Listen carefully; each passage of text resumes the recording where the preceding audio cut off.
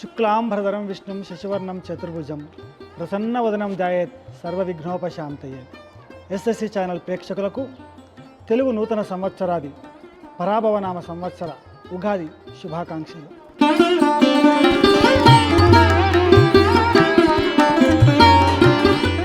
ఉగాది వచ్చిందంటే అందరిలో కూడా ఒక ఆసక్తి ఉంటుంది. ఈ సంవత్సరం మా జాతకాలు ఎలా ఉంటాయి, ఆదాయ వ్యయాలు ఏ విధంగా ఉంటాయి, రాజపూజ్యం ఏ విధంగా ఉంటుంది తెలుసుకోవాలనే ఉత్సుకత అందరికీ ఉంటుంది. మరి అవన్నీ మనకు తెలియజేయడానికి శ్రీ మణిద్వీప ఆశ్రమ వ్యవస్థాపకులు స్వామి పరిపూర్ణానంద యాజ్ఞవల్క గురువు గారు వారిని అడిగి ఈ పరాభవనామ సంవత్సరంలో మన జాతకాలు ఏ విధంగా ఉండబోతున్నాయి, ఈ పరాభవనామ సంవత్సరం ఎలాంటి శకునాలు మనకు ఉంటాయి అన్నీ కూడా అడిగి తెలుసుకుందాం. గురువుగారిని సాధారణంగా ఆహ్వానిద్దాం.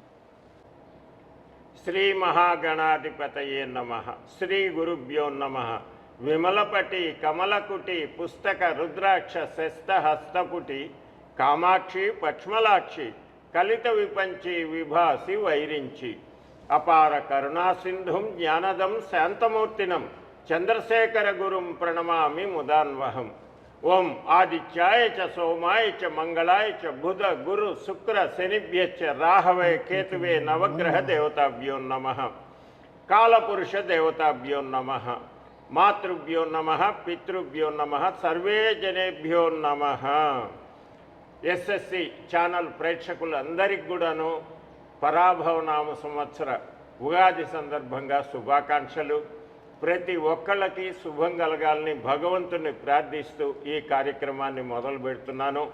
ఈ కార్యక్రమంలో చిరంజీవి కృష్ణమోహన్ నా చిరకాల మిత్రుడు, ప్రముఖ పాత్రికేయుడు, సంఘ సేవకుడు, కవి, ఇటువంటి వారిని ఈ రోజున పంచాంగం గురించి మీ అందరి తరఫున మీకున్నటువంటి అనుమానాలు అడగటానికని చెప్పినేసి వచ్చారు.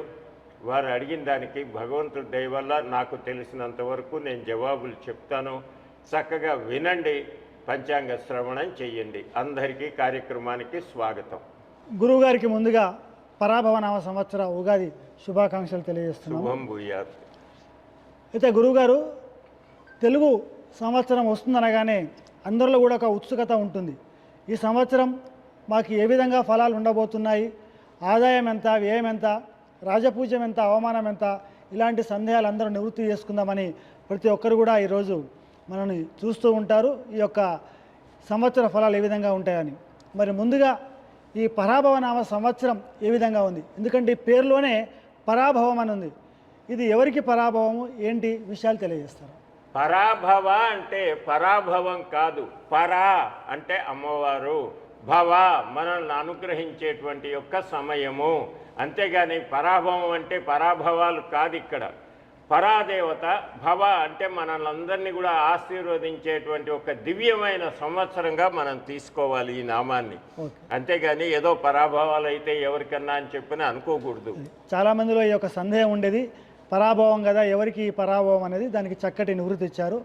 ఇక ఈ సంవత్సరానికి అధిపతులు ఎవరు, ఈ సంవత్సరం అంతా ఏ విధంగా ఉంటుంది, ముందుగా ఈ సంవత్సరానికి సంబంధించి తెలియజేయవలసిందిగా కోరుతున్నాను. ముఖ్యంగా మనం సంవత్సరం కంటే కూడాను ముందుగా ఈ యొక్క సంవత్సర పంచాంగాలు వీటన్నిటిని కూడాను మన సిద్ధాంతులు చాలా కష్టపడి గణిస్తారు. ఏ రోజున్నో జరగబోయేటువంటి సూర్యోదయ సూర్యాస్తమానాలు, చంద్రోదయ చంద్రాస్తమానాలు, వీటన్నిటినీ కూడాను చక్కగా లెక్కించి ఉదయం 6:20 సూర్యుడు ఉదయిస్తాడు అంటే తూర్పు నుంచి భానుడు వస్తాడు అదే టైంకి. అట్లాగే పౌర్ణమి చంద్రోదయం ఫలానా సమయానికి అవుతుంటే మీరు కరెక్ట్గా చూసుకోండి. అటువంటి గణన చేసేసి సిద్ధాంతకర్తలు అన్నమాట మనకి కాలాన్ని చెప్పారు. ఏదో ఇదిగో జనవరి నెల దీనికి 31 రోజులు, ఫిబ్రవరి నెల 26 నుంచి 28 రోజులు, డిసెంబర్ 31వ తారీఖు, అట్లా కాదు. మన యొక్క పంచాంగము, పంచాంగ గణన చాలా విశిష్టమైంది. ప్రపంచంలో మరెవ్వరి దగ్గర కూడా లేదు. ముఖ్యంగా మన సిద్ధాంతులు అన్నమాట ఎప్పుడో రాబోయేటువంటి గ్రహణాలని కూడాను చాలా చక్కగా ఫలాని రోజున ఫలాని గంటలకి గ్రహణం వస్తుందంటే ఆ గ్రహణం వచ్చి తీరుతుంది. అది అవును. అంత చక్కగా దాన్ని గణన చేస్తారు. ఈ గణన చేయటానికి చాలా కష్టమైనటువంటి పని. వాళ్ళు ఒక శలభము అంటే అన్నమాట ఒక కర్ర బాస్తారు. వాళ్ళు పాతి దాని యొక్క నీడల్ని బట్టి వాళ్ళు అన్నమాట కాలగణనని చేస్తారు. సూర్యుడు ఆధారంగా దాన్ని బట్టేసి గణనని చేస్తారు వాళ్ళు. అట్లా సూర్యుడు ఆధారంగా చేసేటువంటిది సౌరమానంగా మనకి లెక్క ఉంది. ఆ తర్వాత చంద్రుడి యొక్క కళలు, అమావాస్య, ఉదయము, అస్తమయము, తర్వాత చంద్రుడి యొక్క చంద్రుడు ఉండేటువంటి పౌర్ణమి, వీటిని బట్టి కూడాను పంచాంగాన్ని తయారు చేస్తారు. దాన్ని చంద్రమానము అంటారు. ఇంకా భారతదేశంలో బార్హస్పత్యమానము అంటే బృహస్పతి యొక్క కదలికల్ని బట్టి కూడాను ఈ యొక్క పంచాంగాలు చేస్తూ ఉంటారు. మనకి 3 రకాల పంచాంగాలు ఉన్నాయి. కాకపోతే మన తెలుగు రాష్ట్రాలు తెలంగాణ, ఆంధ్రప్రదేశ్లో మనం ముఖ్యంగా చంద్రమానాన్నే అనుసరిస్తుంటాము. చంద్రుడి యొక్క దీన్ని బట్టి ముఖ్యంగా చంద్రుడు అన్నమాట చైత్ర మాసంలో చిత్తా నక్షత్రంతో కూడి ఉంటాడు కాబట్టి చైత్రమాసము. ఆ రకంగా నెలల యొక్క పేర్లు కూడా వచ్చినాయి. కార్తీక మాసం అంటే కృత్తికా నక్షత్రంతో చంద్రుడు ఉన్నటువంటి పౌర్ణమి రోజుని దాన్ని కార్తీక మాసము అంటారు. అట్లా చాలా లెక్క ప్రకారంగా మన వాళ్ళు నిర్ణయించారు. మొత్తము ఎప్పుడైనా సరే తీసుకుంటే మనం ఒక గోళంగా తీసుకోవాలి. ఆ గోళానికి ఉండేటువంటిది సెంటర్ పాయింట్ నుంచి ఎంత ఉంటాయి? 360 డిగ్రీలు. ఆ 360 డిగ్రీలని 360 రోజులుగా నిర్ణయించారు మన వాళ్ళు. అయితే ఎప్పుడైతే అన్నమాట చంద్రుడు అశ్విని నక్షత్రంతో కూడి చైత్రమాసం వస్తుంది. అశ్విని నక్షత్రానికి రోజున అమావాస్య వెళ్ళి పాడ్యం వచ్చిన రోజుని ఉగాది అంటారు. ఉగాది నాడు సామాన్యంగా అశ్విని నక్షత్రంతో మొదలవుతుంటుంది. కాకపోతే చంద్రుడి యొక్క చలనాలు కొంత మారుతూ ఉంటాయి. సంవత్సరం కొంత ఈ యొక్క మన తిరిగేటువంటి దిశలో అన్నమాట భూమి దగ్గర దూరాలను బట్టి కాలాన్ని బట్టి కొంత మారుతూ ఉంటుంది ఆ డిగ్రీల చలనంలో. అందువలన ఉగాది ఒక్కొక్కసారి అశ్విని నక్షత్రం నాడు వస్తుంది, లేకపోతే రేవతి నక్షత్రం నాడు వస్తుంది. అంతేగాని భరణి నక్షత్రం నాడు ఉగాది రాదు. అశ్విని అనేటువంటి మొట్టమొదటి తార కాబట్టి అశ్విని నక్షత్రంతో మన ఉగాది యొక్క రోజు మొదలవుతుంది. అశ్విని నుంచి చిత్తా నక్షత్రానికి వెళ్ళేటప్పటికల్లా చంద్రుడి యొక్క చలనం చిత్తా నక్షత్రానికి ఉండేటప్పటికి అది చైత్ర పౌర్ణమి. ఆ రకంగా లెక్క ప్రకారంగా మనం కాలగణన చేస్తున్నాం, కానీ 1, 2, 3 తారీఖులు అనేటువంటిది కాదు. ఈ కాలగణన చాలా విశిష్టమైనది. ముఖ్యంగా మీరు చూడండి, రాకెట్లు ప్రయోగించేటప్పుడు కౌంట్ డౌన్ అంటే తగ్గించుకుంటూ వస్తుంటారు కాలాన్ని. చివరికి 0 వచ్చేటప్పటికల్లా రాకెట్ని ఫైర్ చేస్తారు. అట్లా మన దగ్గర కూడా కాలగణన చేసి ఫలాని రోజున ఉగాది, ఫలాని రోజున సంక్రాంతి, ఫలాని రోజున శివరాత్రి అని చెప్పినటువంటి యొక్క లెక్క ప్రకారంగా వచ్చేటువంటి యొక్క పంచాంగం మన యొక్క పంచాంగం. ముఖ్యంగా ఈ రోజు నేను బ్రహ్మశ్రీ యాయవరం చంద్రశేఖర శర్మ గారు, వారి కుమారుడు శ్రీ యాయవరం రాజశేఖర శర్మ సిద్ధాంతి గారు గణించినటువంటి యొక్క పంచాంగము. దీన్ని అన్నమాట విజయదుర్గా సమేత సంతాన మల్లికార్జున స్వామి క్షేత్రం వారు శ్రీ డాక్టర్ చెప్పెళ్ళ హరినాథ్ శర్మ గారిచే ప్రచురించబడి మన యొక్క సిటీ కేబుల్ వారిచే ప్రచురింపజేయబడినటువంటి యొక్క ఈ యొక్క పంచాంగాన్ని నేను లెక్కగా తీసుకునేసి ఈ పంచాంగం ప్రకారంగా ఈ రోజు యొక్క ఈ సంవత్సరం ఫలితాలు వీటన్నిటి కూడాను మీ అందరికీ చెప్తాను నేను. చాలా సంతోషం. ఆ రకంగా మనం పంచాంగం ఎందుకయ్యానంటేను, మీరు ఎప్పుడు పుట్టారు అని అంటే ఏం చెప్తారు? 31వ తారీఖు డిసెంబర్ నాడు పుట్టానండి అంటారు. ఏముంది 31 డిసెంబర్ నాడు ఇన్ని గంటలప్పుడు పుట్టాను అని చెప్తారు అంతే మీరు. కానీ మన గణన ప్రకారంగా ఎన్ని అక్షాంశాల్లో పుట్టావు, ఎన్ని రేఖాంశాల మీద పుట్టావు, ఎన్ని డిగ్రీల్లో చంద్రుడు ఉండంగా పుట్టావు, ఎన్ని డిగ్రీల్లో రవి ఉండంగా పుట్టావు అని యొక్క వివరాలు మొత్తం చెప్తుంది మన యొక్క పంచాంగము. దాంట్లో అన్నమాట ముఖ్యంగా ఎవరిదైనా జన్మం తీసుకుంటే వాళ్ళు చైత్రశుద్ధ పాడ్యమి ఉగాది నాడు అశ్విని నక్షత్రంలో 3వ పాదంలో, అంటే దాన్ని బట్టి ఆ టైంను బట్టి 3వ పాదంలో ఫలాని లగ్నంలో, ఆ లగ్నం అంటే డిగ్రీలు అనమాట, కరెక్ట్గా జనన సమయాన్ని సూచించేది మన యొక్క పంచాంగం. కేవలం ఇంగ్లీష్ దాంట్లో ఫలాని తారీఖు నాడు పుట్టారు మీరు అంటారు, ఆ టైంలో రవి ఎక్కడున్నాడు, చంద్రుడు ఎక్కడున్నాడు, ఏమీ అక్కర్లేదు. ముఖ్యంగా ఆదిత్యాది నవగ్రహాలు ఆకాశంలో ఉండి వాటి యొక్క పవర్ని భూమి మీద, మనందరి మీద, జీవులన్నిటి మీద కూడాను ప్రసరింపజేస్తూ ఉంటాయి. దానికి గుర్తే ఉదయాస్తమానాలు, సూర్యుడు ఉదయించటము, అస్తమానం. ఇవి భూమి తిరుగుతూ ఉంటుంది, భూమి తన చుట్టూరు తాను తిరుగుతూ మిగతా గ్రహాల చుట్టూరు కూడా తిరుగుతూ ఉంటుంది. తిరిగేటప్పుడు ఎన్ని డిగ్రీల్లో తిరుగుతుంది, ఎంత వేగంగా తిరుగుతుంది అని లెక్క చూసి చెప్పేది సరైనటువంటి యొక్క పంచాంగము. ఇక్కడ చిన్న సందేహం గురుగారు, చాలామందికి వచ్చే సందేహం ఏంటంటే కవల పిల్లలు ఉంటారు, ఇద్దరు కూడా ఒకే సమయంలో పుడతారు, కాస్త అటు ఇటుగా, కానీ జాతకాల విషయానికి వస్తే ఇద్దరికి ఒకే విధంగా జరగవు, తేడాలు ఉంటాయి. దానికి గల కారణం ఏమై ఉంటుంది? చాలా చక్కటి ప్రశ్న వేశారు. ముఖ్యంగా దేని యొక్క చలనము ఆగదు. ఇప్పుడు అన్నమాట 22 నిమిషాల 10 సెకండ్లప్పుడు ఒకడు జన్మిస్తారు ముందర, అప్పుడు ఉండేటువంటి యొక్క గ్రహస్థితి ఉంటుంది. ఎప్పుడైతే 22 నిమిషాల 45 సెకండ్లకు మరొకరి జననం అయిందంటే భూమి తిరుగుతూ ఉంది, గ్రహాలన్నీ తిరుగుతూ ఉన్నాయి, ఏవి ఆగట్లా. వాటి యొక్క స్థానాలు, వాటి యొక్క దృష్టిలు కూడా మారుతూ ఉంటాయి. ఆ యొక్క కాసేపట్లోనే వీళ్ళ జాతకాలు మారుతాయా అని అంటేను, ఇక్కడ ముఖ్యంగా మనం చూడాల్సింది ఏంటంటే పూర్వజన్మ యొక్క కర్మ ఫలితాలను బట్టి మనం జన్మిస్తూ ఉంటాం. పోయిన జన్మలో మంచి చేస్తే మనకు మంచి జరుగుతుంటుంది, చెడు చేస్తే చెడు జరుగుతూ ఉంటుంది. అట్లా పురాజన్మ కర్మఫలం వలన మనిషి యొక్క జీవితం నిర్ణయించబడుతుంది ముఖ్యంగా. కాకపోతే ఈ గ్రహాలు కూడా అన్నమాట ఆ పురాజన్మ యొక్క ఫలితాలను బట్టే వీళ్ళు కూడా వాళ్ళని ఇచ్చేస్తారు. ఇప్పుడు చూడండి, ఉదాహరణకి నేనున్నాను, మీరు ఒక పత్రికా విలేకరి, మీ దగ్గరికి వచ్చాను, లేకపోతే మిమ్మల్ని పిలిచాను, అయ్యా ఈ వార్త ప్రచురించాలి అని అంటా నేను.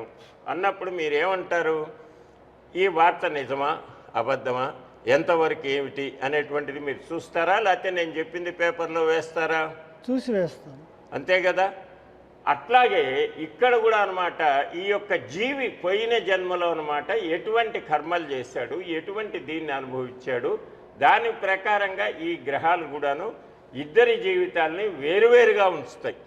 ఇద్దరూ ఒకటేసారి ఒకటే కడుపులో ఒకటే సమయంలో పుట్టారంటానికి వీల్లేదు. మొట్టమొదట పుట్టిన వాడు చిన్నవాడు. ఎప్పుడైనా గుర్తుపెట్టుకుని అందరూ తప్పు ఆలోచిస్తుంటారు. మొదట పుట్టిన వాడు చిన్నవాడు, రెండవసారి పుట్టిన వాళ్ళు పెద్దవాళ్ళు, ఆడగానియండి మొగ్గానియండి. రెండోసారి పుట్టడం అంటే ఇప్పుడు మీరు ఆలోచించండి, మొట్టమొదట ఆ శిశువు కడుపులో పడ్డ తర్వాత ఈ శిశువు పడ్డప్పుడు ఆ శిశువు ఎక్కువ కాలం తల్లి యొక్క కడుపులో ఉన్నది, ఈ శిశువు తక్కువ కాలం ఉంది. కాబట్టి ఎవరు పెద్ద? మొదలు పడ్డ శిశువు పెద్ద. మొదలు పడ్డ బీజం అంటే చివరికి పుట్టిన వాళ్ళు పెద్దవాళ్ళు. ఎప్పుడైనా ఇది నేను చెప్పేది కాదు, మనం వేదం చెప్తున్న ప్రమాణం ఇది.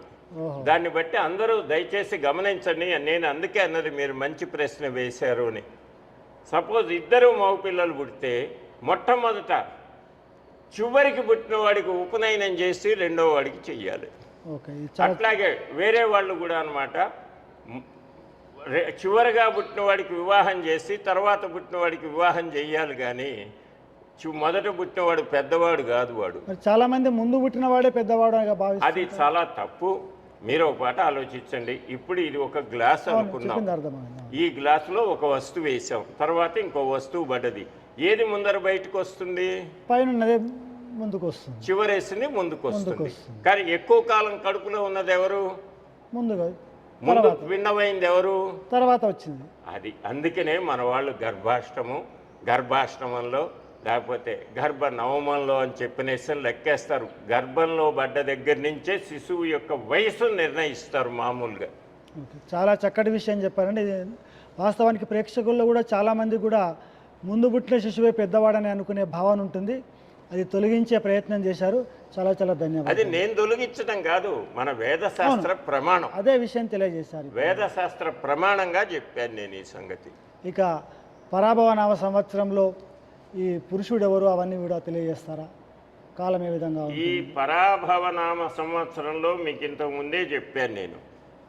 అసలు నిజంగా చెప్పుకోవాలంటే ఈ పరాభవనామ సంవత్సరం మొదలు కావటమే చాలా భయంకరంగా మొదలవుతూ ఉన్నది. అవును, ప్రపంచ యుద్ధాలు అవుతాయి. ప్రాచ్య దేశాల్లో యుద్ధాలు, ఒకడి మీద యుద్ధం చేయటానికి 2 దేశాలు పోవటం, వాడు అదే కాకుండా ఎవరెవరి దేశాల్లో వాళ్ళ సైనికులు ఉన్నారో వాళ్ళు అని చెప్పిన వాళ్ళ వేరే వాళ్ళకి ఏమీ సంబంధం లేని వాళ్ళ మీద బాంబులు వేయటం, అవును, ఇట్లా ప్రపంచం అంతా అల్లకల్లోలమైంది. ముఖ్యంగా నభో అంటే ఆకాశం అల్లకల్లోలంగా ఉంది. అవును, అక్కడ ఎన్ని వేల క్షిపణులు పేలుస్తున్నారు రోజు రోజుకి. మనం వింటున్నాం, రోజు 100 క్షిపణులు 200 క్షిపణులు ఇవన్నీ కూడాను పేలుస్తున్నారు. అవును. అట్లా ఆ రకంగా ఆకాశం అంతా కూడాను డిస్టర్బ్ అయ్యింది. రెండవది సముద్ర జలాలు. సముద్ర జలాల్లో ఉన్నటువంటి యొక్క చమురు నావల్ని పేల్చేస్తున్నారు. నావల్ని పేల్చేయటం అని ఏమైంది, సముద్రాలు పొల్యూట్ అయిపోతున్నాయి. ఆ ఆయిల్ అంతా వీటిల్లో పడేసి సముద్రాలన్నీ కూడాను పొల్యూషన్ తయారైంది. వాయు కాలుష్యం, జల కాలుష్యం పూర్తిగా అయిపోతుంది. అంతేకాదు భూ కాలుష్యం. భూ కాలుష్యం అంటే అనేకమైనటువంటి బిల్డింగులు పడిపోయినాయి, పెద్ద పెద్ద పెద్ద పెద్ద స్కూళ్ళు కూడా పడిపోయినాయి, అనేక మంది పిల్లలు కూడా చనిపోయినారు, చాలా విధ్వంసం జరుగుతుంది. అట్లా భయంకరమైనటువంటి యొక్క బ్యాక్గ్రౌండ్ లో ఈ యొక్క సంవత్సరం మొదలైతూ ఉన్నది మన దగ్గర. మరి ఏ విధంగా ఉండబోతుంది చెప్తా? అది ముఖ్యంగా నేను ఒక్కటి చెప్తా. నేను భగవంతుడు వాన కురిపిస్తాడు. కురిపించినప్పుడు ఒక ప్రాంతంలో మొత్తం కూడాను చక్కగా వాన కురిపిస్తాడు ఆయన. దాంట్లో కొంతమంది భూమి దున్ని పంట వేసుకుంటారు, కొంతమంది దున్నకుండా వదిలేస్తారు, పడావు పెడతారు. దాన్ని దున్ని పంట వేసిన వాడికి లాభం వస్తుందా, పడావు పెట్టిన వాడికి లాభం వస్తుందా చెప్పండి? పంట వేసిన వాడికి లాభం వస్తుంది. అట్లాగే మనం మంచి కార్యక్రమాలు చేస్తూ మంచిగా ఉంటే భగవంతుడు మనల్ని ఆశీర్వదిస్తాడు. ఎప్పుడు కూడాను ఒకటి మనం గుర్తుపెట్టుకోవాలి, భగవంతుడికి ఒక దుఃఖం కానీ ఒక ఆనందం కానీ ఏమీ ఉండవు. ఇవాళ తిరుమలలో బ్రహ్మోత్సవం జరుగుతుందని సూర్యుడు అక్కడే ఉండి కాసేపు చూస్తాడా? కాలగమనం ఆగదు. అట్లాగే చంద్రుడు శ్రీశైలంలో ఇవాళ స్వామివారికి రథోత్సవం జరుగుతుంది, రాత్రిపూట ఆగి చూస్తాడా? చూడరు కదా. అట్లా కాలగమనం అనేది ఆగదు. కాలాన్ని అనుసరించి కాలంలో అన్నమాట మనం ప్రకృతిని పాడు చేయకుండా మనం జీవించటమే మనం చేయాల్సినటువంటి పని. ఇప్పుడు అనేక రకాలుగా ప్రకృతిని మనం కాలుష్యం చేస్తున్నాం. ఎక్కడ చూసినా చెత్త చెదారం, వీటి వలన ఎవరికి రోగాలు వస్తున్నాయి? ఎవరి వలన వచ్చినాయి? గ్రహాల వలన, మన వలన? చెప్పండి. మన వల్లనే. ఆ తర్వాత మతాల మధ్య కుమ్ములాట్లు. అసలు ఒక దేశం ఉన్నది, ఆ దేశం యొక్క సంస్కృతి ఏంటి, ఆ సంస్కృతి ప్రకారంగా మనం అక్కడికి పోయినప్పుడు ఉండాలన్నా. ఇప్పుడు అమెరికా మీరు వెళ్ళారు, అమెరికా వెళ్ళినప్పుడు మీరన్నమాట గోచి పెట్టుకొని తిరగగలుగుతారా? అదే ఇండియాలో ఉంటే తిరుగుతాం. ఇండియాలో ఉంటే నేను చెప్పులు కూడా వేసుకోకుండా తిరుగుతుంటా. అమెరికా పోతే మీరు వేసుకోకుండా తిరగగలుగుతారా? ఇండియాలో ఉంటే ఒక్క అంగీ వేసుకునేసి ఒక చిన్న టవల్ కప్పుకొని నిద్రపోతా. అదే వేరే దేశాలకు వెళ్తే అక్కడ వాతావరణం మారుతుంది, దాని ప్రకారంగా మనం ఉండాలి. అట్లాగే ఒక దేశంలో ఉన్న ప్రజలందరూ కూడాను ఆ దేశం యొక్క పద్ధతులను ఆచరిస్తూ మొదటి నుంచి సృష్టి మొదలు నుంచి కూడాను మన దేశంలో ఒక పద్ధతిగా మనం అందరం జీవిస్తున్నాము. జీవించినప్పుడు వేరే వాళ్ళు వచ్చినప్పుడు ఏ రకంగా ఉండాలి? మన పద్ధతులను ఆచరించాలన్నా వద్దా? ఆచరించాలి. అదేమంటే మన పద్ధతుల ప్రకారం వాళ్ళ దేవుడి యొక్క సత్యవ్రతాలు, లేకపోతే ఆ దేవుడికి కళ్యాణాలు, ఆ దేవుడికి హోమాలు చేయటం కాదు పద్ధతి. హోమం పుట్టింది హిందూ పద్ధతిలో, కాబట్టి హిందువులే హోమం చేయాలి. వేరే మతస్థులు హోమం చేస్తే పద్ధతి అది. అట్లాగే ప్రతి ఒక్కళ్ళు కూడాను ఎవరికి వాళ్ళు మా మతం గొప్ప, మా మతం గొప్ప, మా మతమే ఇదైనటువంటి ప్రపంచంలోని మతాల కుమ్ములాటతోటి సగం మానవత్వం అనేది మరిచిపోయినారు జనాలు. కాబట్టి ఆ మానవత్వం అనేది తెచ్చుకోవాలి. మనం ఇక్కడ మనం ఉంటున్నప్పుడు, మనం ఎక్కువ సంఖ్యలో ఉంటున్నప్పుడు మనం వాళ్ళని గౌరవించాలి. గౌరవించాలన్నా వద్దా? గౌరవించాలి. అట్లాగే వాళ్ళని కూడాను మనం గౌరవించాలి. అవునా? ఆ రకంగా సామరస్యంతో మనం గనక వెళ్తూ ఉంటే అన్నీ చక్కగా ఉంటాయి. తర్వాత అన్నిటినీ మించి మన హిందూ మతాల్లో కులాల కుమ్ములాట్లు ఎక్కువైనాయి. ఇంకా దానికి అగ్నికి ఆద్యం పోసినట్టుగా ప్రభుత్వం వారు కూడా ఈ కులం వాళ్ళు ఎంతమంది ఉన్నారు, ఈ కులం వాళ్ళు ఎంతమంది ఉన్నారు, ఈ కులం వాళ్ళు ఎంతమంది ఉన్నారని కులగణన చేస్తున్నారు. ఆ కులగణన అనేటువంటిదే మనకి చేటు. ఒక మాట ఆలోచిద్దాం. ఒకప్పుడు మా ఊరే చూసుకుందాం. మేము దొరలైనప్పటికి కూడాను ప్రతి ఒక్కళ్ళు వచ్చేవాళ్ళు. గౌండ్ల వాళ్ళు ఉన్నారంటే బావా బాగున్నారా అని వచ్చేవాళ్ళు. అట్లాగే ఒక గొల్ల అతను ఉంటేనే పెదనాయన బాగున్నావా, చిన్నాయన బాగున్నావా అని వరసలతోటి మాట్లాడేవాళ్ళమా, లేకపోతే వాళ్ళ కులాలతోటి మాట్లాడేవాళ్ళమా? ఒకరికొకరికి ఆత్మీయంగా మనం మాట్లాడేవాళ్ళం అందరితోటి. ఇప్పుడు ఏమైంది? నేను రెడ్డిని, నేనే ఇది. అట్లా ఎవరి కులాన్ని వాడు, నేను బ్రాహ్మణ్ణి, నేనే గొప్పవాడిని. అటువంటి భేదాలు తెచ్చుకొని ఈ కులాల కుమ్ములాటతోటి అశాంతిని దేశంలో ఎక్కువ చేస్తున్నారు ఈ మధ్య. ఆ అశాంతి తగ్గిపోవాలి. ప్రతి ఒక్కళ్ళు 5 ఏళ్ళు లేనిదనమాట అన్నం చేతికి రాదు. ఇప్పుడు వ్యవసాయదారులు వేరే కులాల వాళ్ళనంటే వాళ్ళ కులం పని వాళ్ళు చేయాలి, పంట పండించాలి, అందరికీ ఇవ్వాలి. అట్లాగే ముత్తరాసు వాళ్ళు ఉంటారు, వాళ్ళు ముదిరాజులు, వాళ్ళు చేపలు పెట్టాలి, అందరికీ ఏర్పాటు చేపలు వచ్చేట్టుగా చెయ్యాలి. అట్లాగే హరిజనులు ఉన్నారు, వాళ్ళు చక్కగా ఇక్కడ జంతువు చనిపోయింది, దాన్ని తీసుకెళ్ళాలి, దాన్ని ఖననం చేయటం, దాని చర్మం తీసి చెప్పులు చేసి జనాలకు ఇయటము. వీళ్ళు ఎవరు లేనిది అవుతుందా? ఏమయ్యా? ఎవరి కుల వృత్తి వాళ్ళకు గొప్ప. ఇది వృత్తే, కులము అనద్దు, వృత్తి అది. ఇప్పుడు ఇంట్లో పెళ్లి జరుగుతుంది, మంగళ ఆయన వచ్చి పోలు రాయాలన్నా, చాకల ఆయన వచ్చి పోలు రాయాలన్నా వద్దా?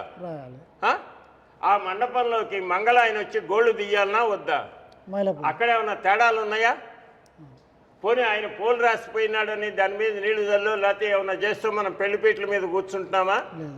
అప్పుడు మంగళ ఆయన వచ్చి గోళ్ళు తీశాడు అని మళ్ళీ స్నానానికి పోతున్నామా? చక్కగా పెళ్లి చేసుకుంటాం.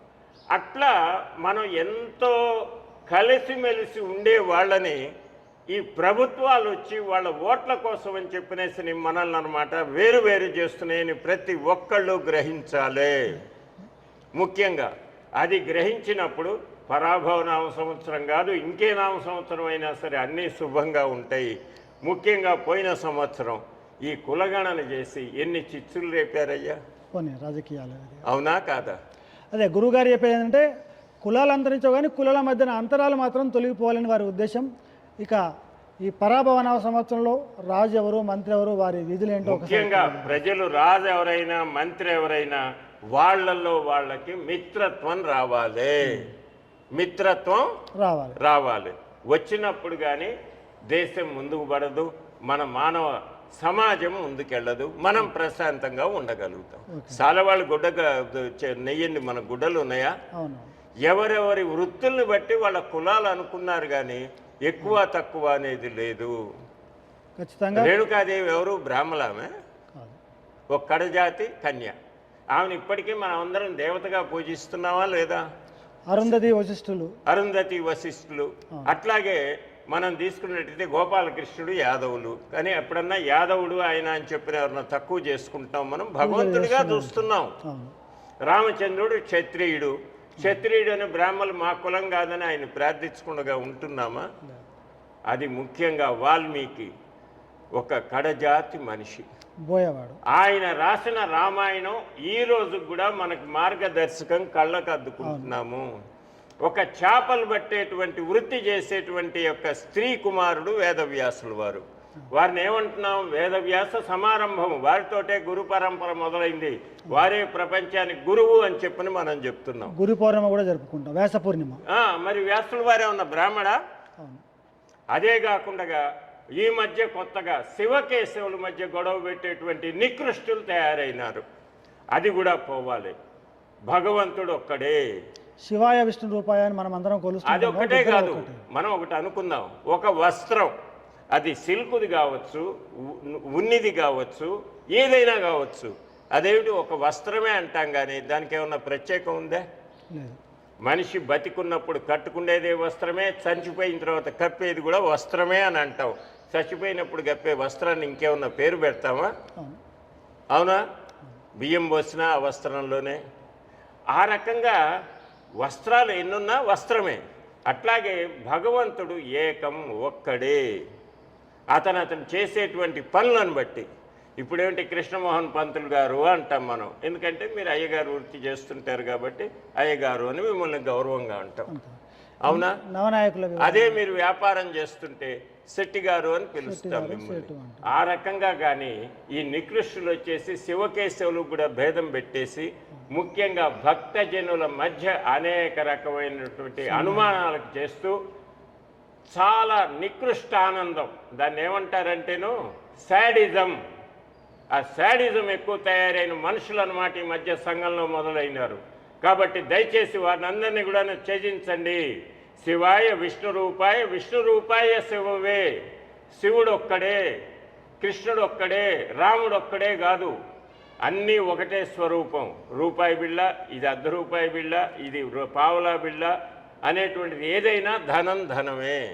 ఏ కాగితమైనా ఇది ₹100 కాగితమే, ₹1000 కాగితమే. లక్ష్మీ స్వరూపం. ఆ రకంగా దేవుడు ఒక్కడే. ఆ దేవుడికే వివిధ ఎవరికి నచ్చిన పేర్లతోటి వాళ్ళు పిలుచుకుంటాం. నన్ను పరిపూర్ణానంద స్వామి అని పిలుస్తున్నారు, ఇంకొక ఆయన ఇంకో పేరుతో పిలుస్తారు. పిలిచినా కూడా మాలో ఉన్నటువంటి మానవత్వం ఏంటి? ఒకటే. ఆ రకంగా శివకేశవుల మధ్య, ఆ తర్వాత పెద్దల పుట్టు పూర్వోత్తరాల గురించి కూడాను మాట్లాడేటువంటి నికృష్టులు పోయిన సంవత్సరం చాలామంది ఈ ప్రపంచంలో తయారైనారు. కాబట్టి వాళ్ళందరినీ కూడాను మీరు వెనకేసుకొని భుజాన్ని వేసుకొని మీరు కొట్లాడద్దు, ఒకళ్ళొకళ్ళు మీరు కొట్లాడద్దు. మంచేది చెడేది ఆలోచించండి, చక్కగా దాన్ని అనుసరించండి. అల్లా అయినా ఒకటే, యేసు అయినా ఒకటే, రాముడైనా ఒకటే. కాకపోతే ఎవరెవరి నమ్మకాన్ని బట్టి వాళ్ళు. బిందెలో ఉన్న నీళ్ళే, సీసాలో ఉన్న నీళ్ళే, కుండలో ఉన్నా కూడా నీళ్ళే. మన ఇష్టదేవాన్ని పూజించడం తప్పులేదు, కానీ ఇతర దేవుళ్ళను నిందించకుండా ఉంటే చాలు అనేది ఇతరులనే అనద్దు దయచేసి. ఆ రకంగా నవనాయకుల వివరాలు. మనుషులు మారితే బాగుంటుంది, నవనాయకులు కాదు, మనుషులు మారాలే. అందుకని చెప్పినేసి నేను మరీ చెప్తూ ఉన్నా. నేను ఇప్పుడు ఈ పరాభవ సంవత్సరంలో అంటే ప్రతి సంవత్సరానికి కూడా ఈ నవగ్రహాలకు ఒక్కొక్కరు రాజు, మంత్రి, సైనికుడు ఇలా ఉంటుంటారు. అయితే ఈ నవనాయకులు ఏ విధంగా నిర్ణయిస్తారు? అంటే వారికి ఏమైనా ఎన్నికలు జరుగుతాయా ఏంటి? అసలు నవనాయకుల నిర్ణయం ఏ విధంగా జరుగుతుంది? ఆధార్ కార్డులు ఉంటాయి. నవనాయక నిర్ణయం ఏ విధంగా జరుగుతుంది? రాజును నిర్ణయించడం ఎలా ఉంటుంది? అది ఎట్లా అంటే, కాలగణంలో పాల్గొన అమావాస్య వెళ్ళిపోయిన తర్వాత వచ్చేటువంటి యొక్క సూర్యోదయం సమయంలో వచ్చేటువంటి వారాన్ని మనం గణంలోకి తీసుకుంటాం. ఈసారి ఏంటి, బుధవారం నాడు అమావాస్య, గురువారం నాడు పాడ్యం వచ్చింది. చైత్రశుద్ధ పాడ్యమి గురువారం వచ్చింది కాబట్టి గురువు రాజు. ఏ రోజునైతే కొత్త సంవత్సరం మొదలవుతుందో ఆ రోజున అన్నమాట ఆయన్ని రాజు అంటారు. కాబట్టి ఈసారి బృహస్పతి రాజు. బృహస్పతి అంటే గురువు. గురువు అంటే జనరల్గా అందరి యొక్క క్షేమాన్ని కాంక్షించేటువంటి వాడు. కాబట్టి సర్వజనులకు కూడాను ఈ యొక్క గురు ఫలం రాజు కావటం వలన, అది కాకుండా ముఖ్యంగా గురువు తనకి ఉచ్చస్థానమైనటువంటి కర్కాటక రాశిలోకి రాబోతున్నాడు. కాబట్టి ఉచ్చంలో ఉన్నప్పుడు ఇంకా మంచి చేస్తాడు. కాబట్టి ఈ సంవత్సరం రాజు గురువు కావటం వలన, బృహస్పతి యొక్క అనుగ్రహం వలన సస్యశ్యామలంగా ఉంటుంది. తర్వాత రాజు గురువు కాబట్టి గురువు మాట అందరూ వినాల్సినటువంటి యొక్క పరిస్థితి వస్తుంది మనకి. కాకపోతే ఇప్పటికంటే కూడాను మే నెల ఏప్రిల్ చివరికి వచ్చేటప్పటికల్లా ఆయన కర్కాటక రాశికి వచ్చాడంటే అప్పుడు ఉచ్చంలో ఉంటాడు. ఈ ప్రపంచ యుద్ధాలు ఇవన్నీ ఆగిపోవటము, ఒక సత్కర్మలు చేయాలి, చక్కగా ఉండాలి అని ప్రజలందరిలో కూడాను ఒక భావన రావడం అవకాశం ఉంటుంది. రాజు ఈయనందువల్ల, బృహస్పతి అయినందువల్ల శనగలు, ఆ తర్వాత రబ్బరు, పల్లీలు, పంచదార, బెల్లం, చక్కెర, తేనె ఇటువంటివన్నీ అన్నమాట చక్కగా వృద్ధి అవుతాయి, బాగా పండుతాయి ఈ సంవత్సరం. వెండి బంగారు యొక్క ధరలు కూడాను తగ్గేటువంటి అవకాశం ఉన్నది. ఓహో. రాజు బృహస్పతి అయినందువలన ముఖ్యంగా వెండి బంగారాలు ఇష్టం వచ్చినట్టుగా పెరిగిపోయినాయి. ఇప్పుడు కొన్నవారి పరిస్థితి. అట్లా కొంత అంత తగ్గుదల రాదు, ఒక 10,000 అటు ఇటు అంతేగాని అదుపులో ఉంటుంది. అందులో ఒకటి పెరుగుట విరుగుట కొరకే అంటారు, కానీ అది ఎక్కడ ఈ ప్రపంచంలో కనపట్ల. నా చిన్నప్పటి నుంచి ప్రతి ఒక్క వస్తువు పెరిగిందంటే అది అట్లాగే ఉంటుంది, తగ్గినవేవి కనపట్టలేదు. అవునా? కాబట్టి అదొకటి మనకి కొంత తగ్గేటువంటి అవకాశం ఉన్నది, ఉపశమనం కొంతవరకు, అంతేగాని పెద్దగా కాదు. ఆ తర్వాత రాజు బృహస్పతి అన్నమాట ఈసారి నావ ఎక్కువస్తున్నాడు. వాహనం నావలో వస్తున్నాడు. నావలో రావటం అంటే ఆహ్లాదంగా రావటము. మనం ఎక్కడైనా మంచి నది ఉన్న చోటికి పోయినట్టయితే, లేకపోతే ట్యాంక్ బండికి పోతే విశ్రాంతి తీసుకుంటాం, అక్కడ ఏంటి పడవలు ఉంటాయి, లేకపోతే ఏదో ఒకటి దాన్ని ఏమంటారు ఇప్పుడు బోట్లు, అది కూడా రకరకాల బోట్లు. అట్లా మనం ఎందుకు వెళ్తాం? ఆనందం కోసం వెళ్తాం, ఆనందం అనుభవిస్తాం మనం. అట్లాగే రాజు కూడా అన్నమాట నావలో వస్తున్నాడు కాబట్టి కొంతవరకు శుభంగా ఉంటుంది. అయినప్పటికీ నీళ్ళని చీల్చుకొని వస్తుంటుంది నావ, అది కూడా ఆలోచించాలి మనం. నావ అనేది నీళ్ళని చీల్చుకోవటము, తర్వాత అన్నమాట అటు ఇటు నీళ్ళని నెట్టటము. కూర్చున్న వాడికి ఆనందంగా ఉంటుంది, కానీ ఆ యొక్క జలాశయానికి కానీ నదికి కానీ ఎట్లా ఉంటుంది? ఆ కల్లోలం కూడా కనిపిస్తూ ఉన్నది. దానివల్ల కల్లోలం వస్తుంది. ఇప్పుడు మనం కారులో పోతున్నాం, మంచి కారు అనుకోండి, కొత్తది, చక్కగా పెట్రోల్ వాహనం అనుకోండి, పెద్దగా శబ్దం రాదు, హాయిగా వెళ్తూ ఉంటుంది. అదే అన్నమాట ఎప్పటిదో పాత కారు, దానికి బేరింగులు కానీ ఏవి సరిగా లేకపోతే ఎట్లా వస్తుంది? అట్లాగే ఈ నీళ్ళల్లో నావ పోతున్నప్పుడు కొంత డిస్టర్బెన్స్ అనేది వస్తుంది. దానివల్ల ఏమవుతుంది? కొంత పశు నష్టం జరుగుతుంది. తర్వాత మత్స్య నష్టం. ఇప్పుడు ఎట్లాగో మనం చూస్తున్నాం సముద్రంలో అన్నమాట ఈ బాంబులు ఇవన్నీ పడిపోయి ఆయిల్ కలిసి ఇటువంటివి ఉంటాయి. ఇవి నావికా సంబంధమైన ఉపద్రవాలు ఆల్రెడీ మొదలైనవి, కొన్ని నావల్ని పేల్చేస్తున్నారు. నావికా ప్రమాదాలు ఇవన్నీ కూడా జరగటానికి అవకాశం ఉంది. దుర్భిక్షం అనేటువంటిది కొంతవరకు రావచ్చు. నీళ్ళల్లో కల్లోలం వచ్చింది కాబట్టి నీరే ఆధారం ప్రతి ఒక్కళ్ళకి, ప్రతి పంటకు కానీ దేనికైనా. దానివల్ల అన్నమాట కొంతవరకు దుర్భిక్షం కూడాను కొన్ని ప్రాంతాల్లో ఉంటుంది. ఇది రాజు యొక్క ఫలితం. మంత్రి కుజః, కుజుడు అంటేనే డైనమిక్, అగ్ని, నిప్పే, విస్ఫోటనము. కుజుడు అంటే విస్ఫోటనం. అట్లా కుజుడు మంత్రి అయినందువల్ల అనమాట. ఇప్పుడు మీరు గురువారం రోజు వస్తుంది కాబట్టి గురువు రాజు అన్నారు, మరి కుజుడు మంత్రిగా ఏ విధంగా? దానికి ఒక రోజు వదిలిపెట్టి ముందు రోజు చూస్తారు అక్కడ దీన్ని. అట్లా దానికి లెక్క ఉంది. అట్లా చెప్పుకుంటూ పోతే చాలాసేపు పడుతుంది మనకి. ఒక రాజును లెక్కేస్తే దాన్ని బట్టి మిగతా వాళ్ళు ఎవరు ఉంటారు అనేటువంటిది. ఆ తర్వాత గురువుకి ఎవరి యొక్క దృష్టి ప్రథమ ఇదిగా ఉంది, ఎన్నో స్థానంలో ఉన్నాడు, దాన్ని బట్టి నిర్ణయిస్తాం. తనకి చాలా లెక్క ఉన్నది. ఆ లెక్క వలన ఈయనమాట ఈసారి మంత్రి కుజుడు. కుజుడు మంత్రి అనేటప్పటికల్లానే చాలా విస్ఫోటన కారమైనటువంటి యొక్క గ్రహం ఇది. ఎక్కడన్నా అగ్ని ప్రమాదం జరిగిందంటే కుజుడు వలన. ఎవరికైనా దెబ్బలు తగిలినాయి అంటే కుజుడు బాగలేనందువలన దెబ్బలు తగిలినాయ్యా అని చెప్తూ ఉంటాం, వాళ్ళు జనం కూడా అంటూ ఉంటారు. కుజదోషం. అట్లాగే ఎవరైనా పాపం మరణిస్తే వాళ్ళకి భార్యాభర్తలు ఇద్దరి మధ్యలో కుజు దోషం ఉన్నందువలన ఒకళ్ళు పోయినారండి అంటుంటారు. కొంతవరకు ఈ కుజుడు ఒక రకంగా మంచివాడు, ఎక్కువ శాతం చెడ్డ ఫలితాలను ఇచ్చేటువంటి యొక్క గ్రహము. అది కూడా ఏమిటి, ప్రతి ఒక్కళ్ళకి అట్లా ఉండదు. జన్మ సమయంలో కుజుడు ఎట్లున్నాడో దాన్ని బట్టి వాళ్ళకి ఫలితాలు ఉంటాయి. ఇది కాకపోతే ప్రపంచానికి కాబట్టి మనం తీసుకునేది ఉగాది నాడున్నటువంటి యొక్క లెక్కలు వేస్తాం. మన భారతదేశానికైతే మనకు స్వాతంత్రం వచ్చింది ఆగస్టు 15 అర్ధరాత్రి 12 గంటలకి. కాబట్టి మంది మకర లగ్నం లెక్కేసుకుంటాం మనం. మన లగ్నం ప్రకారంగా ఎక్కడున్న ఈ గ్రహాలని భారతదేశం యొక్క ఇది చెప్తాం. ఆ రోజు నుంచి మొదలు పెట్టుకొని ఇప్పటికి ఎట్లున్నాయి అనేటువంటిది. అట్లాగే ఈ కుజుడు మంత్రి అయినందువలన దొంగల భయం, అగ్ని భయం, యుద్ధాల భయం, యుద్ధాలు ఆల్రెడీ జరుగుతున్నాయి, జరుగుతూనే ఉన్నాయి. కలహాలు, ఆ తర్వాత కొంతవరకు అన్నమాట లోహముల ధరలు మాత్రం తగ్గవచ్చు. ఈయన కూడా ముఖ్యంగా అన్నిటికీ ముఖ్యమైన బేస్ వచ్చేసి రాగి. కుజుడి యొక్క లోహం రాగి. రాగిలో తగరం కలిపితే ఇత్తడి, రాగిలో ఇంకొక లోహం కలిపితే ముద్ద కలిపితే ఇంకొక లోహం కంచు కావటం, ఇట్లా అన్నిటికీ బేస్. ఈవెన్ బంగారం కూడాను మనకు నగలు చేయాలంటే రాగి కలపకుండా మెత్తబడదు అది. అట్లా ఈ రాగి అనేటువంటిది కుజుడి యొక్క లోహం కాబట్టి అది సరసమైన ధరలకు వచ్చిందంటే మిగతా వాటి మీద కూడా ఆటోమేటిక్గా కొంత ఎఫెక్ట్ పడుతుంది. పోతే కందుల పంట బాగా ఉంటుంది. కుజుడి యొక్క ఇష్టమైన ధాన్యం కందులు కాబట్టి కందుల యొక్క పంట బాగుంటుంది. ఎర్ర భూములు బాగా పండుతాయి. ఎరుపు రంగు ఉన్నటువంటి భూములు అంటే ముఖ్యంగా పండ్ల తోటలు వేస్తుంటాం, మన మామిడి తోటలు, ఏదైనా ఉద్యాన పంటలు, అటువంటివి బాగా ఉంటాయి ఈ సంవత్సరం. ఇకపోతే సేనాధిపతి కుజుడు కంటే ముందు రోజు ఎవరు? చంద్రుడు. సోమవారం చంద్రుడు. సేనాధిపతి చంద్రుడు. ఓకే. ఈ చంద్రుడు అనేటప్పటికల్లా అన్నమాట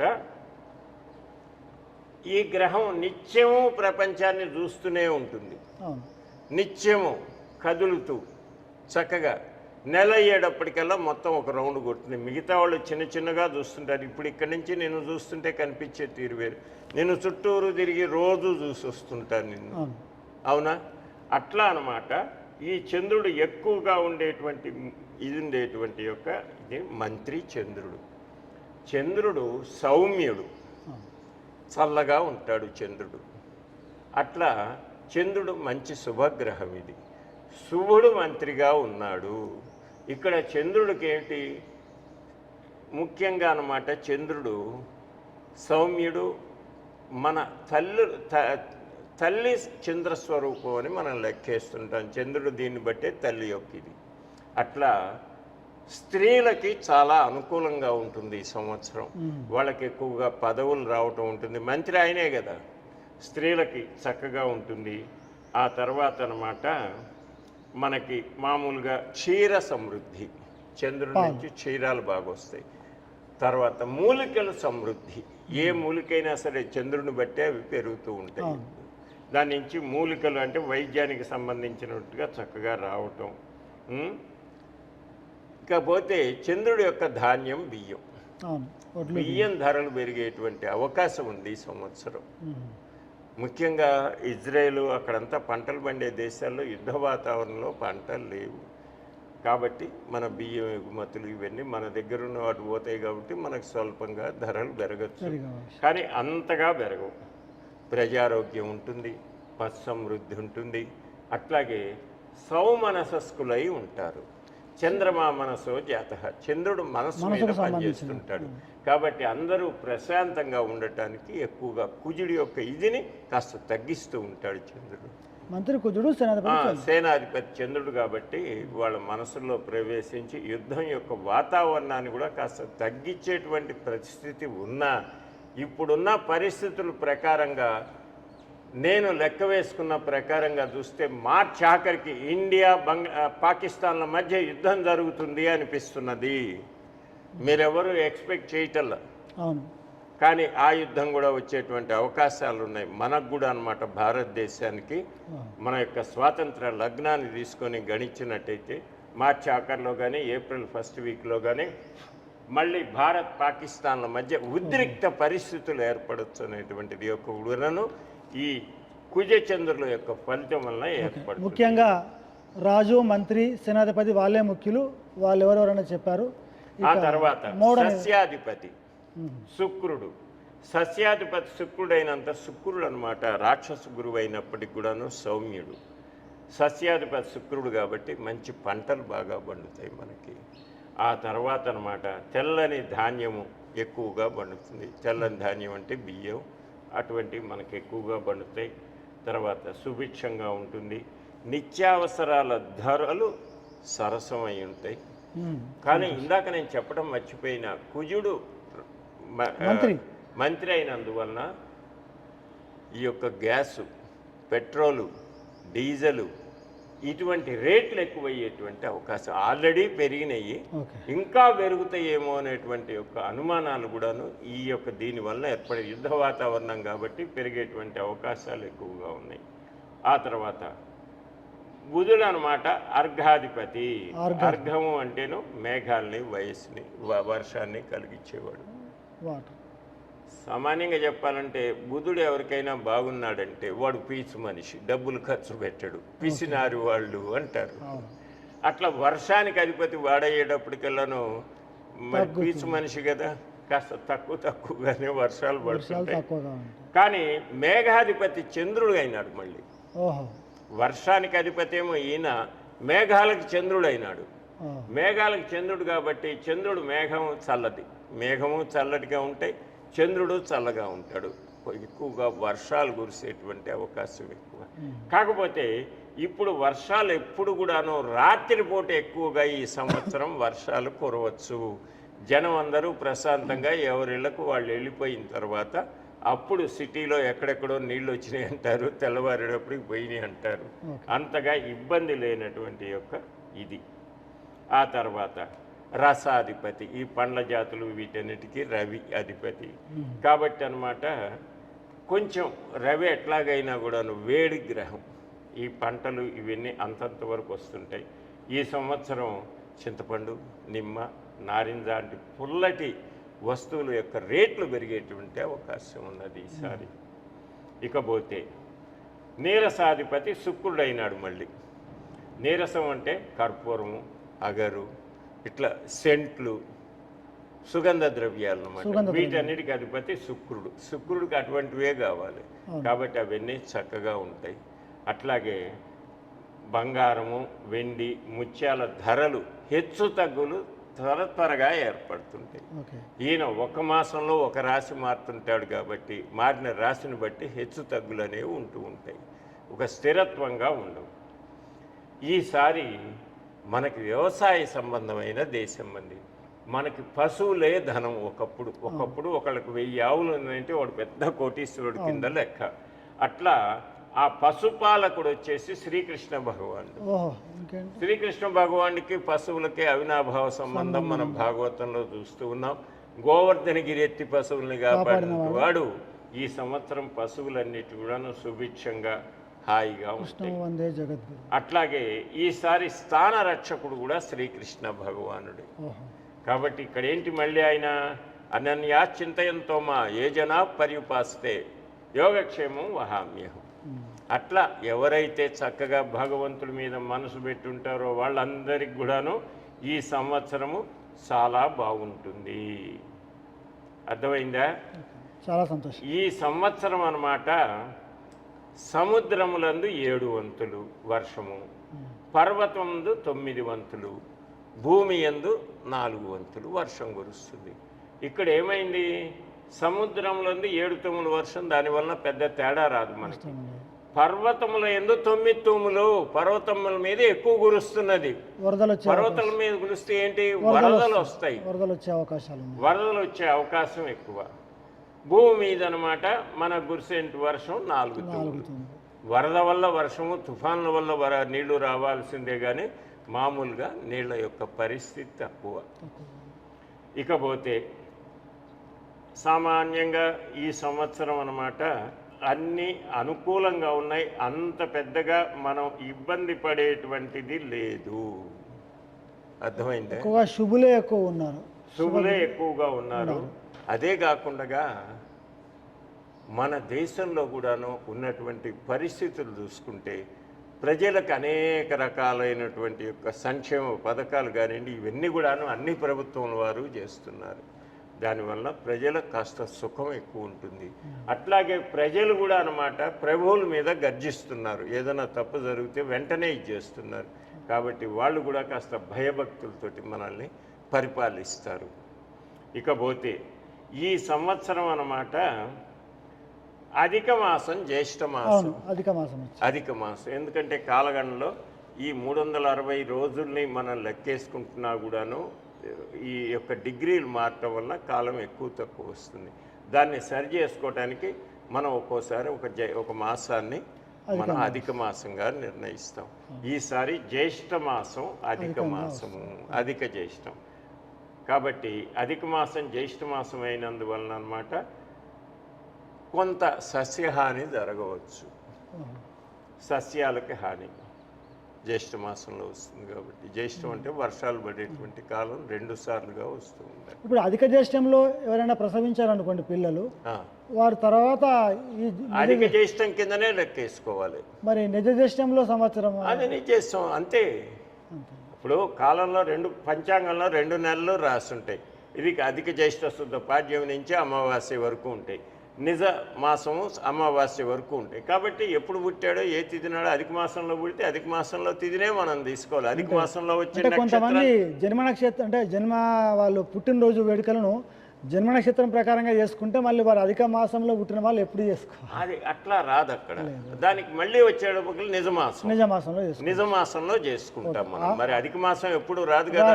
ఏదో ఫిబ్రవరి 28వ తారీఖున పుట్టినాడికి 4 ఏళ్లకు వస్తారని, 29కి పుట్టినాడు 4 ఏళ్లకు వస్తారని కాదు. ఇట్లా మన దగ్గర ఏంటంటే అధిక మాసం అయినప్పటికీ ఇప్పుడు అధిక మాసంలో ఎవరికో కర్మగాలి ఒకడు పోయినాడు, అధిక జ్యేష్ఠ శుద్ధ పాడ్యం నాడు పోయినాడంటే వచ్చే సంవత్సరం అధిక శుద్ధ జ్యేష్ఠం రాత్రి 4 నెలల తర్వాత తద్దినాలు పెడతామా?